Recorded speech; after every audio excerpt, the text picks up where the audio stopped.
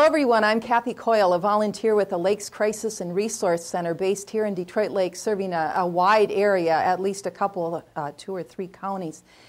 First, I'd like to thank TV3 and Layton Broadcasting for giving us time here last week, again this week, and then again next week, 3 weeks in a row, to be able to share some really positive news with you.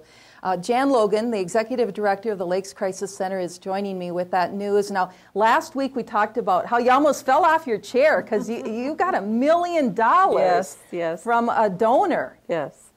A woman came into the center, talked with us about our services, asked some very important questions, saw the tremendous need that we have in our community, and after a long day of visiting and doing some really intense conversation, she decided that this was the place that she wanted to donate her $1 million to build a new shelter for victims of domestic violence and their children.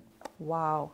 Mary Newman. Now, when you travel down the highway and you see Newman signs, the billboards, that's the same family. Exactly. From Jamestown, North Dakota. She's an amazing woman, very philanthropic, very kind, but mostly humble, and just feels extremely blessed in her life and wants to give back, and feels and sees the need and sees how important it is for people to have a safe place to heal and to basically live that are victims of domestic violence and their children.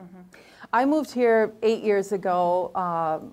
Before that, it was the Lakes country to me. I just came on the weekends. I think you were in the same situation. Exactly. You would just vacation here on weekends. And Mary Newman, same thing, that she and her family would come here and enjoy.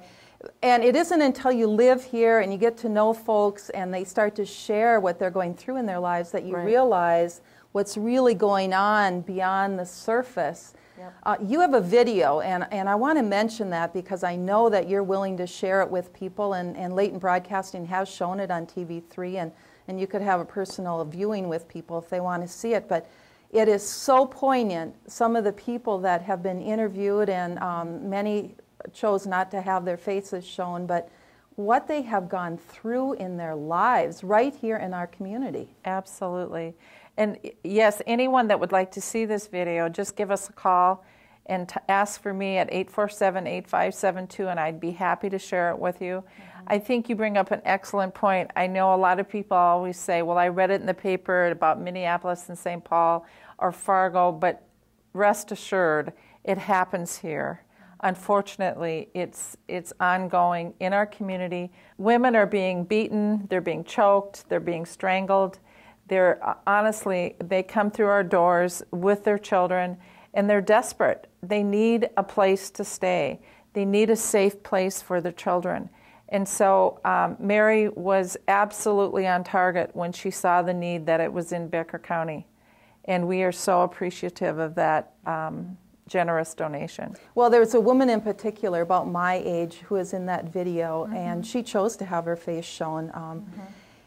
She said she realized she had to do something about her situation. She had been beaten repeatedly by her boyfriend, and it wasn't until she looked through literally her swollen eyes and the blood that she could see her son watching all this happen, and she realized for the sake of her son, she had to seek help, because way too often violence is a cycle, and that son just watching could end up growing up to be an abuser. So thank goodness she came to the Lakes Crisis Center and she got help. Absolutely. And we have services for children as well. Right. Because as you said, the kids, they see this, they're thinking about it, they're going to school, they're concerned about their parents, and they need someone to talk to as well. They've got hundreds of children involved in this program in the schools. Right. We have 36 support groups going a week in Becker County and the surrounding area where there's children that are talking to our facilitators.